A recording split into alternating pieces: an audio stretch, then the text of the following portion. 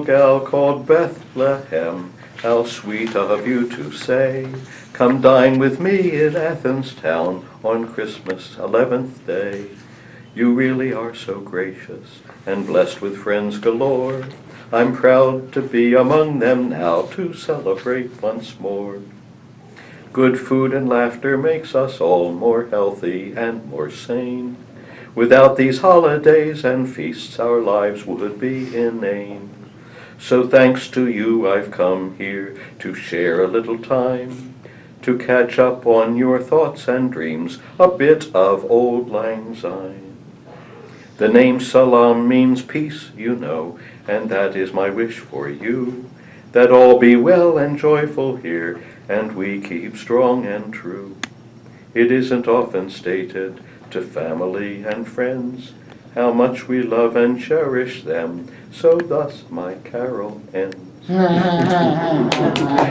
had to sing that twice for everybody at the restaurant. Said, "Oh, sing that one again." Excellent. That's delightful. Yeah, really. You Yeah, call them it's a lyrics, great but they're idea. poetry. You should- Yeah. Well, they are. It's a sub-form of poetry, and certainly this. Well done. Okay. I can see where your friends are thinking, I hope he writes one about me. So anyway, Recipe queen. I like we that. went through this for quite a season, and I don't want to bore you with all of them, but one of them that's been especially important has been one that I wrote for the 50th anniversary of our congregation, the Christ Lutheran Church. We're getting near 60, at which point we can just change the 50 to 60. Ah. But it's to Beethoven's Hymn of Joy. 50 years of faithful worship, rich in blessings from above. 50 years of deep reflection on the gospel's word of love. In our lives of willing service, thanks to God who guides our way, through the turmoil times of struggle, bringing us to joy today. Here in Athens half a century, here we keep our witness clear. Here in Appalachian foothills we preach Jesus without fear. University and county, this our parish, this our role. Our vocation rich in blessings to reach out to one and all. Hear our pipes and hear our voices as we contemplate our place. Listen while we tune our hearts to hear God's words of love and grace. Praise to God who, rich in blessings, gives this world its glorious glow. Peace and mercy, hope and gladness stay. This started when it was Danny Moats' birthday in 2008. And I had previously written music for other people's poetry. Mickey Bougeia wrote 3 poems for our church, and I had hymn tunes for theirs. And I've done others like that. But then I also have then done words for other people's music.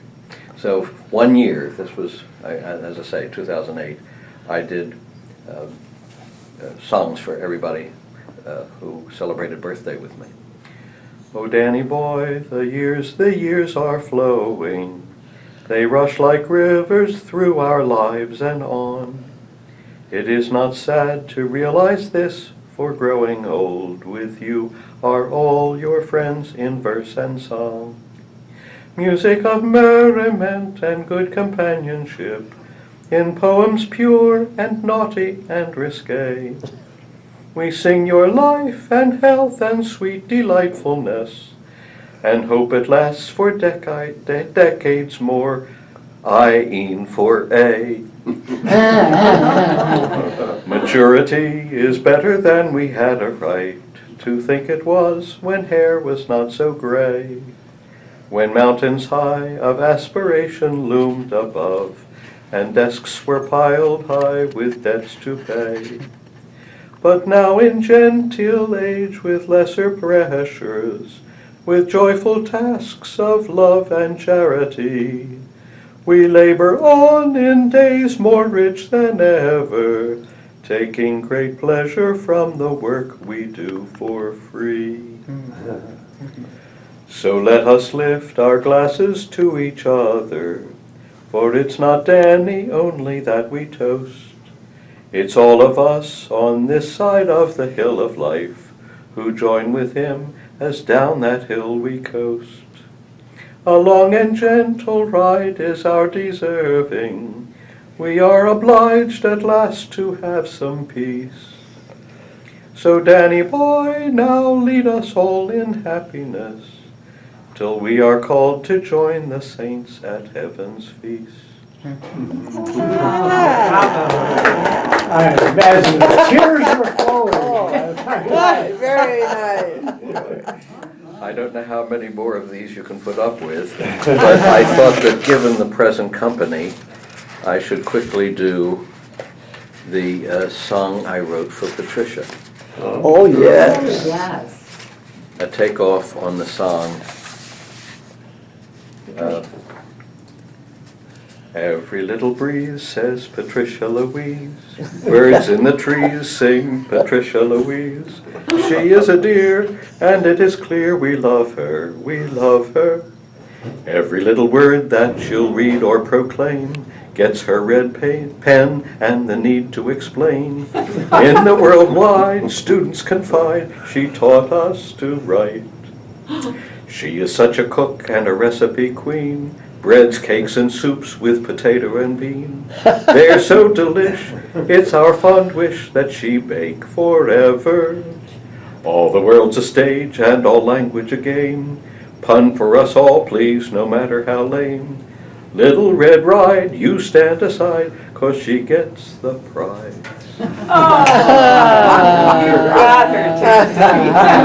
Right there.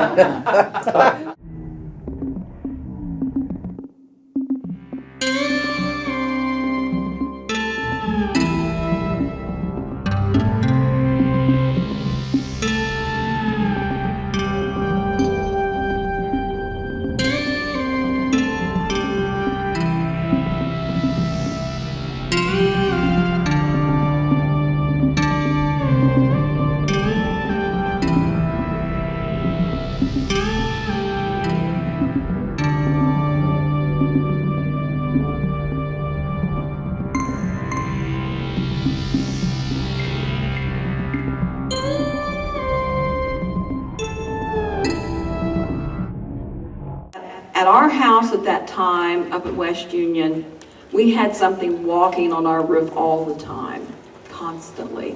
And it did that until about 1970, and then it stopped. So, and the Partridges, their house began to have a lot of poltergeist activity. Mr. Partridge was lying out on his deck one night, and or one day, actually it was during the day, and he saw a spaceship go over his deck up in the sky. He said it was enormous, and it was a dark charcoal gray, very similar to the sighting of the spaceship by Woody Derenberger. We'll get to that in just a minute. Mr. Partridge told me a whole lot of stories. It did not end there, as it didn't with most witnesses. I mean, after they had the initial sighting, they began to have all kinds of other strange things begin to happen. He said one of the strangest things that happened was he was a truck driver, and he was driving home, and he got very sleepy, you know, early one morning or late one night, and decided to pull his truck off, you know, the road and go to, you know, take a nap. And when he woke up, he was completely covered in cobwebs all over his body. And when I talked to Mary Partridge about some of the activity that was going on in our home, they were having the same activity in their home out in Center Point. All right, so now we want to move to our next story. We'll pick up on the Banshee again here in a minute. Center Point, of course, was where the sighting was, the Mothman sighting, one of the original sightings, early sightings of the Mothman. It gets forgotten about quite a bit.